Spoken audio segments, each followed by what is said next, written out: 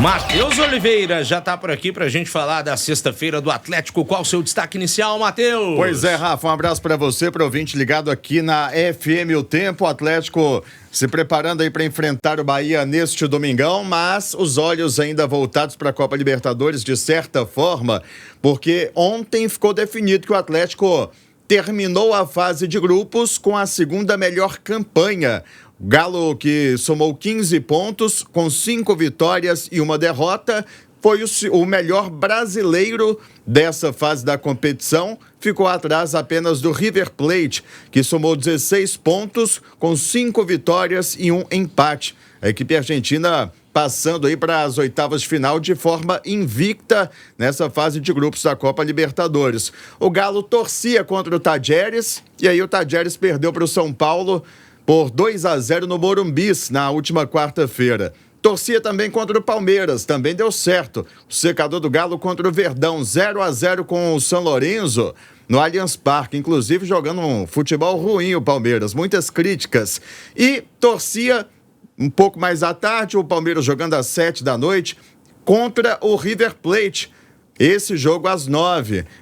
E aí o River Plate ficou no 0-0 no primeiro tempo com o Deportivo Táchira da Venezuela, mas na etapa final fez 2-0 e acabou ficando com o primeiro lugar geral. Já temos praticamente definidos, né, os potes 1 e 2 do sorteio da próxima segunda-feira, que definirá os confrontos das oitavas de final. Falta apenas a questão do grupo do Grêmio, o grupo C, com jogos atrasados devido às tempestades lá do Rio Grande do Sul que acabaram atrapalhando os clubes gaúchos.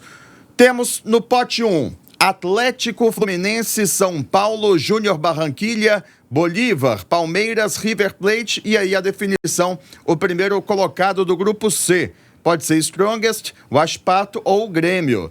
E no pote 2 temos Colo-Colo, Tajeres, Botafogo, Flamengo, São Lourenço, Peñarol, Nacional do Uruguai, além do segundo colocado do grupo C. Vou dar uma boa tarde então para o Breno Galante, que já está conectado com a gente. Ô Breno, quando você vislumbrava a campanha do Atlético nessa primeira fase da Copa Libertadores, já era esperando uma campanha desse nível, de segundo melhor dessa fase da competição, ou você estava meio receoso de que o Atlético poderia passar um aperto maior?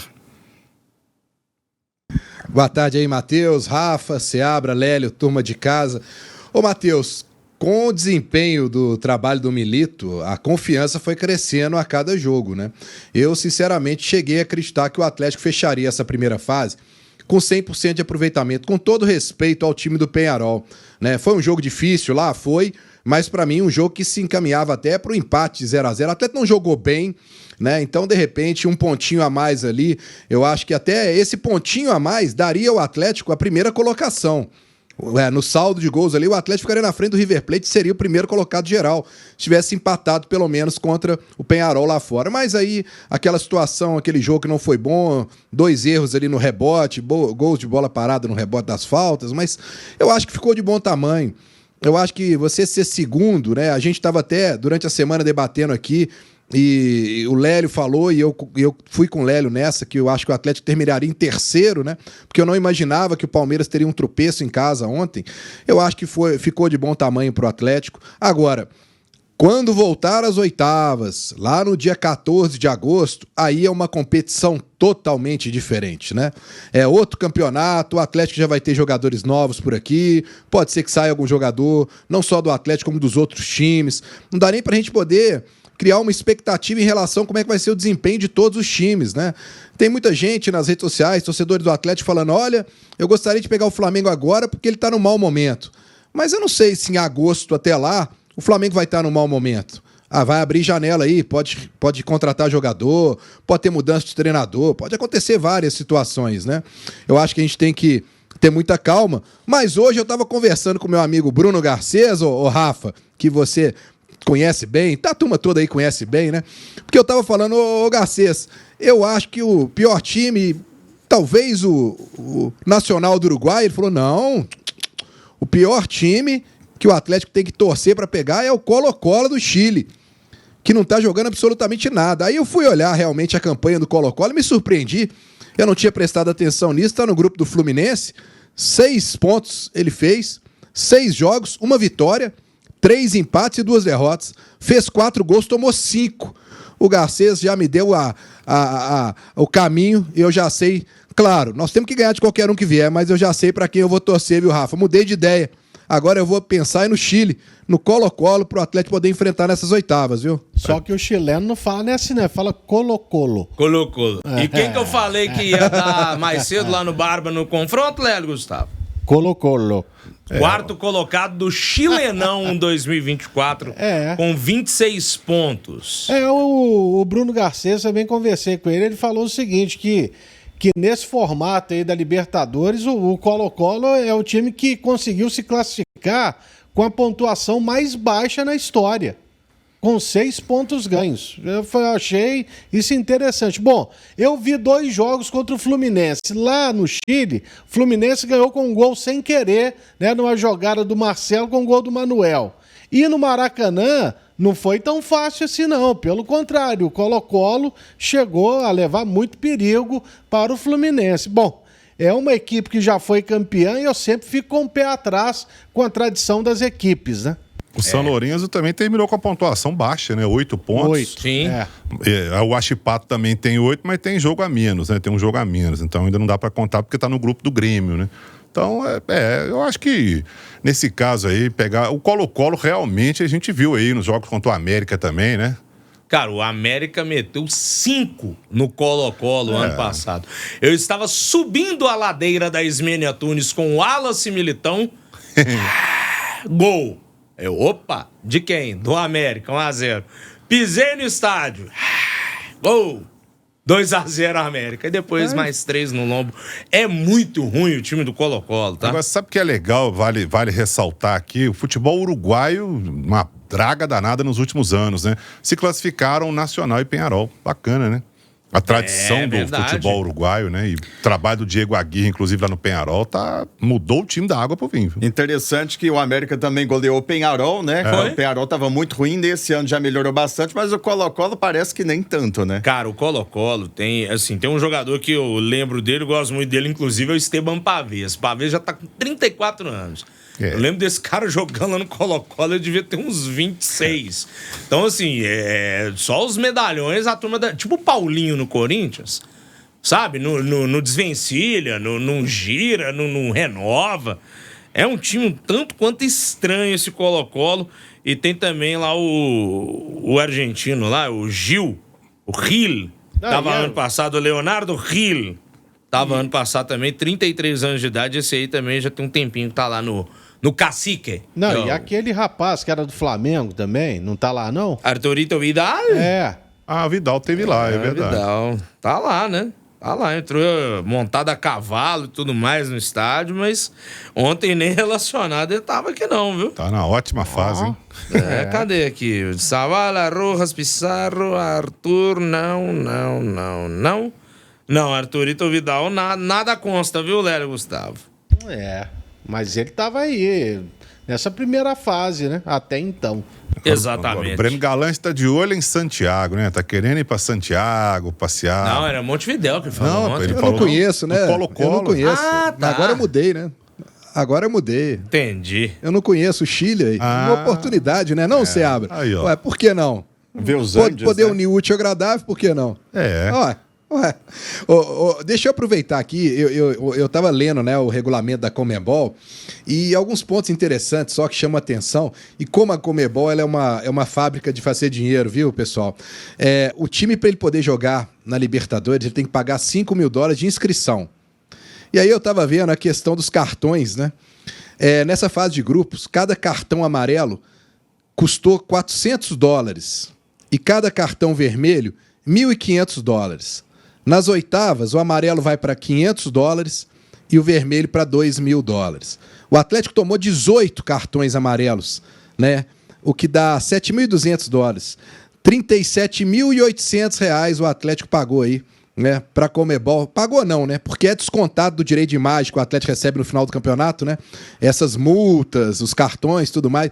Então vão descontar do Atlético aí até agora R$37.800, fora aí os $5.000 de inscrição, né? Só de penalização. A Conmebol, ela morde tudo quanto é lado, né, gente? Mas quanto que vale cada vitória, Breno Galante? 1.500 tudo bem, a premiação... $1 milhão. A premiação é boa, Lélio, eu não discuto, não. Mas olha só, o cara que chega na final e tomar um cartão vermelho, Lélio, R$21 mil um cartão vermelho na final. Mas isso, gente? Pois é, mas merecido, e tem que cobrar do cara que levou o cartão vermelho. Principalmente se for por um ato de indisciplina, né? Ora, se foi cometendo uma falta para evitar um gol no momento decisivo, tudo bem. E o cara não pode deixar o time na mão, né? Não pode. O Galo acumulou 30.700.000 só em premiações pagas pela Conmebol na fase de grupos da Libertadores 2024, tá? Aí você soma $330 mil por cada vitória, então R$1.700.000 mais ou menos. $3 milhões pelas partidas como mandante, por participar da primeira fase, bonificação financeira por chegar às oitavas, mais $6.300.000, e você bate tudo no liquidificador, dá cerca de R$30.700.000 de premiação para o Galo. Já dá 2 folhas salariais aí do Atlético, mais ou menos. 30 milhões. 30.700. Resolve sua vida? Nossa Senhora. Tá louco. E a sua, Matheus? Opa, tá. Estaria nesse momento lá em Portugal com aquele nosso ouvinte, né, amigo de ontem, que mandou o Galo Douro. Tá louco. Absurdo aquela foto, absurdo. Enfim, Matheus. Quer dizer, o Atlético aguarda a definição aí do grupo C, e aí pode pintar na vida do Galo o Strongest, e aí a altitude. La Paz, 3.600 metros acima do nível do mar. O Huachipato e Grêmio, né? Quer dizer, o ideal aí seria o Huachipato ficar no pote 2, né? O que me parece, com o Atlético tendo como possíveis adversários Colo-Colo, Tajeres, Botafogo, Flamengo, São Lourenço, Peñarol e Nacional. De qualquer forma, vai ser uma situação difícil para o Galo ir na próxima fase, mas provavelmente mais difícil ainda para o adversário, né? Que a gente sempre fica nessa, é um adversário difícil, mas para o adversário também vai ser pedreira, né? Pelo que o Galo tá jogando. A gente sempre tem mania de olhar o lado de lá, né? O fantasma é sempre o outro, né? Mas aí, vamos lá, o Atlético pega o Tajeres de Córdoba, é um time argentino, um time complicado, tá, mas e o Atlético não é um time complicado? E o Atlético não tem um bom futebol, não tem um bom elenco, não é um dos melhores times do Brasil hoje? Então vai pegar, quem o Atlético, estou dizendo o Tajeres aqui, qualquer um deles, mas aliás o Tajeres ficou em primeiro, né? Então não tem como pegar. Não, o Tajeres está no pote 2. O São Paulo ficou em primeiro, venceu, tá certo. Então pode ser o Tajeres, mas pode ser qualquer um deles que eu estou dizendo, né? A gente precisa olhar o outro lado também, né? Não é olhar, é um time complicado, é altitude, ok, tudo é Libertadores, mas e o Atlético? O Atlético tem a casa dele, tem a pressão dele, tem bons jogadores, tem um bom time, é um dos favoritos também, né? E termina essa fase de grupos, números até divulgados pelo próprio Atlético, com a segunda melhor campanha da história do clube na fase de grupos da Libertadores, atrás apenas da campanha de 2021, quando o Galo fez 16 pontos, ficou em primeiro lugar geral, dessa vez fez 15, também fez 15 em 2013. Só que a campanha deste ano é melhor no saldo de gols, 7-8. Você que está acompanhando a gente com as imagens também na live do YouTube, tá vendo aí as possibilidades de enfrentamentos, o pote do Atlético nessa Libertadores 2024. Oi! Aí o brasileiro que está no pote 2, até agora ele tem 50% de chance de enfrentar um brasileiro. Né? Olha aí, porque tem 4 de 8, de 7 agora, né? Mas podem ser até 5 brasileiros esse pote número 1 aí, se o Grêmio vencer os 2 jogos que faltam para ele fazer, né? Contra o Huachipato e contra o Estudiantes, que é o último, né? O Huachipato no Chile e Estudiantes jogando como mandante. E olha o futebol argentino, né, Léo? Você pode ser 5 brasileiros e 1 argentino só. Só o River Plate no pote 1, né? É verdade. Mesmo. E aí você tem o Tajeres do outro lado. E lá, o São Lourenço. O São Lourenço. Cara, o Estudiantes, essa derrota pro Huachipato por 4-3 em casa, eu confesso que eu fiquei assustado, tá? Porque eu botava uma fezinha no Estudiantes. O Estudiantes, eu te falar, o grupo do Grêmio, né? Do grupo do Grêmio, né? Ainda tem um jogo para disputar. Mas o Estudiantes, nesse momento, é o lanterna do grupo, né, Léo? É o Lanterna. E o Brasil pode colocar... Já está desclassificado, né? Já era. Porque quem pode se classificar... O do The Strongest está classificado. Tá. Né? Então o Grêmio ele se classifica em primeiro ou em segundo. E se ele empatar com o Atipato, ele já está fora. Tem que vencer. Não é isso? Ele vai para 7 pontos. Ainda tem mais um jogo, né? Eu acho que com empate o Grêmio classifica. Não, com 2 empates você classifica. É porque o Grêmio tem 4 jogos. Então, se ele empatar um, ele vai para 5 pontos. Vai para 7 pontos. Ele pode vencer o último e 10 pontos. Aí vai depender do Atipato. Mas se ele empatar o outro, ele vai a 8. Ele no critério ele não passa o Atipato, não. Na transmissão da Rádio Grenal, eles estavam falando que o Grêmio com 2 empates pode passar. Aí tem que ver, né? Mas se o Grêmio, por exemplo, não ganhar do Atipato, fica difícil. Fica. Era. Parece que já era. Os jogos do Grêmio, eu não lembro ao certo onde serão realizados. Se é um em casa e o outro fora. Posso até olhar aqui os próximos confrontos. Calendário do Grêmio. O Atipato o Atipato fora. E o Estudiantes em casa. Dias 4 e 8 do 6. Vai ter jogo, inclusive, no sábado, 9 da noite. O Atipato e Grêmio.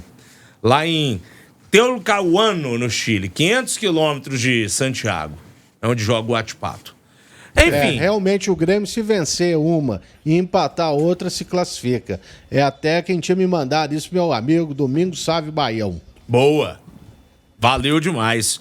Turma, vamos pensar agora em Atlético e Bahia. Domingo, 4 da tarde, o Galo querendo entrar no G4, né, Matheus? Porque tá de fora neste momento com 9 pontos e o Bahia que é o vice-líder da competição. Exatamente, Rafa. O Atlético fazendo hoje o penúltimo treino antes de enfrentar o Bahia no próximo domingo às 4 da tarde, Arena MRV, e aí já a rodada 7ª do Campeonato Brasileiro. O Atlético, que parece até contraditório, está invicto no Brasileirão, mas ainda buscando engrenar, né? Porque são 2 vitórias e 3 empates. O último jogo só em 4 de maio, já faz quase um mês. Aquele Galo 2, Fluminense 2, em Cariacica, no Espírito Santo. O Galo, 7º colocado com 9 pontos. É um dos favoritos ao título do Brasileirão, portanto, está sonhando aí com posições melhores, mais altas na tabela. Fica a expectativa para a montagem do time. A gente nunca sabe o que vai sair da cabeça do Gabriel Milito, né? Mas ele segue sem contar com o Otávio, com o Paulo Vitor, com o Rubens. O Otávio e o Rubens no departamento médico. O Paulo Vitor já no trabalho de transição. Tem as voltas dos jogadores que foram poupados diante do Caracas, porque estavam pendurados com 2 cartões amarelos, que são lateral direito Saravia. Tem para o meio campo o Alan Franco e para o ataque o Paulinho. O Vargas também estava pendurado, só que ele é reserva e, portanto, essas 3 voltas deve ter o time do Atlético para enfrentar o Bahia, Rafa. Gente, o Bahia que vem dessa eliminação na Copa do Nordeste, né? Aliás, um jogo em que abusou do preciosismo, tá? Acompanhei 2 jogos recentemente do Bahia. O triunfo sobre o Criciúma, 2-0, Copa do Brasil. E assim, né? Jogou melhor que o Criciúma, mas muito melhor que o Criciúma. Só que viu a vovó pela greta, porque tomou 2 gols do Criciúma que foram anulados pelo VAR, e aí resolveu marcar os gols do triunfo. Mas não venceu? No fim do jogo. Venceu. Então, é vitória. Venceu é vitória, né? Não, é triunfo. E depois não veio o triunfo contra o CRB. Porque o preciosismo... Cara, o Bahia ele tá com um problema crônico que é o seguinte: as jogadas elas são criadas e os caras até chegam de frente pro crime, pra fazer o gol. Só que na hora de chutar, o cara vai e toca. E na hora de passar, o cara vai e chuta. Então, velho, é um verdadeiro festival. Tem que ver a questão do Everaldo também, que não tá muito claro. Até comentei contigo em off, né, Matheus? O Everaldo ele tinha sofrido uma lesão na costela. Não jogou contra o Criciúma. Contra o CRB, do nada, ele brota no banco de reservas. E aí fica aquela dúvida: é pra tentar enganar o treinador, o Daniel Paulista, treinador do CRB, ou é porque ele tem condições de jogo? Aí a gente foi descobrir, no meio da transmissão, no domingo passado, em caso de pênalti, Everaldo entra. Entrou e até fez o dele, mas assim, se tá 100% pra jogar, já são outros 500. Um pouquinho do Bahia aí, que é o vice-líder do Campeonato Brasileiro. Tem 2 jogadores no meio de campo aí que, pra mim, jogam muito, não estão numa boa fase. Cauli e Caio Alexandre. que não estão lá numa boa fase, mas são dois grandes jogadores. O Cauli, ano passado, inclusive, com o Jacaré, né? Sim. Formaram uma boa dupla ali que chamou a atenção de muitos grandes clubes aí do Brasil que, né, todo mundo queria levar e tal. Acabou ele permanecendo. E o Caio Alexandre, que foi uma grande contratação do Bahia. Eu acho que é um grande jogador, gosto muito dele. E tem o Everton Ribeiro, né, gente? Claro, é. Esse aí, meu amigo, bicho, quando o Rogério Ceni tira o Everton Ribeiro, a turma enlouquece. Ele é tipo o Ronaldinho Gaúcho, é igual uma Arrascaeta da vida. Você não pode tirar um cara desse, Matheus. Pois é, pra mim tem um dos melhores meio-campos aí do futebol brasileiro, o Bahia, pelo menos no papel, né? É um baita meio campo. Mas na tabela também tá indo bem, né? 13 pontos, vice-líder. Pois é, vice-líder do Campeonato Brasileiro, 13 pontos, igual o Botafogo, também tem 13. O Botafogo é o líder do campeonato, só que o Bahia leva a pior no saldo de gols, 6-3. Tem aqui o provável time do Bahia, né, Rafa? No Atlético Paranaense, né? Oi? Atlético Paranaense, o líder verdade. é o Furacão. É o líder, é o verdade, Furacão. verdade. Marcos Felipe, Arias, Gabriel Xavier, Canu e Juba. Caio Alexandre, Jean Lucas, Everton Ribeiro e Cauli. Na frente, Tassiano e Everaldo, ou então o Ratão, né? Vamos ver como é que tá a situação do Everaldo. Pois é. E Tassiano, que pra mim é o melhor jogador desse elenco aí. O menino é trilhado tudo. Aí, ó, Everton de Paulo e o hino do Esporte Clube Bahia aqui no Tempo Olha Esporte. aí, rapaz, nosso Everton Ribeiro aqui meteu o hino do Bahia aí, olha que coisa. Coração dividido nesse momento, né, Luciano? Mais belos hinos do futebol nacional. Esse é bonito. Tem uma mesmo. versão cantada pelo Caetano Veloso, fantástica, viu? É mesmo. Aliás, Bahia, na parte cultural, ele anda muito bem, obrigado, né? Caetano, Gil, Cia Limitada. Mas o Vitória também, viu, pai? Quem? Com o pai de Washington? Ivete. Ivete. É porque a Cláudia Leite fala... Wagner Moura também. Wagner Moura. Torcedor do Vitória. Isso. Popó, Vitória também. Paulinho Boanova, meu grande amigo Paulinho Boanova, jornalista. Aliás, no Barradão, não sei se vocês já foram ao Barradão, tem um mural que vem lá do estacionamento da imprensa. Ele tem grafitado várias celebridades que torcem para o Esporte Clube Vitória. Tem muita gente famosa, viu? Tatal do Araqueto é Vitória. Agora eu fiquei na dúvida, o Popó é Vitória mesmo? Ele tá lá naquele mural? Eu acho que sim, tá? Mas Ivete, isso aí você pode ter certeza. Desceu até de helicóptero uma vez lá no Barradão. Lélio que gosta muito do Vitória também, né, Lélio? Opa! Quando eu fui lá em 2004, eu não vi esse mural aí, não. Deve ter sido depois lá, porque tinha esse mural ali.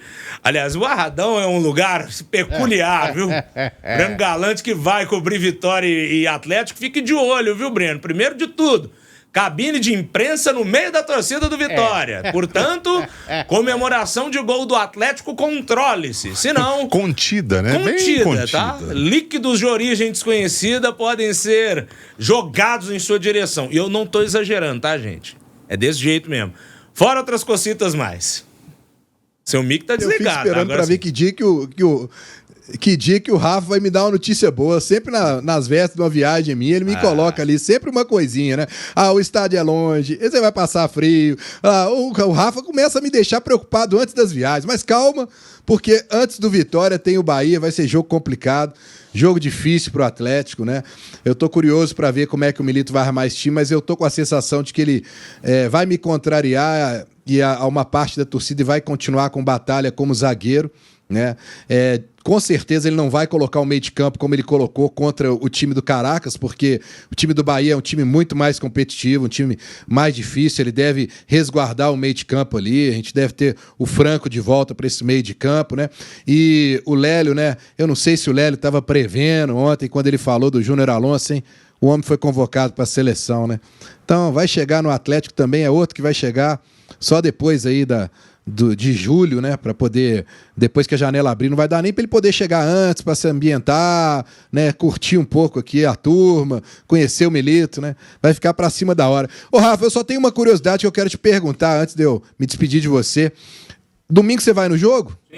Sim, senhor. Eu fiquei sabendo que eles vão reservar para você a divisa, né? Você vai sentar metade da perna pro lado do Atlético, metade pro Bahia, é isso mesmo? Tô fora. Ele me libera. Vai ser uma coisa pra um lado, uma coisa pro outro. Me libera, amigo. Tô fora.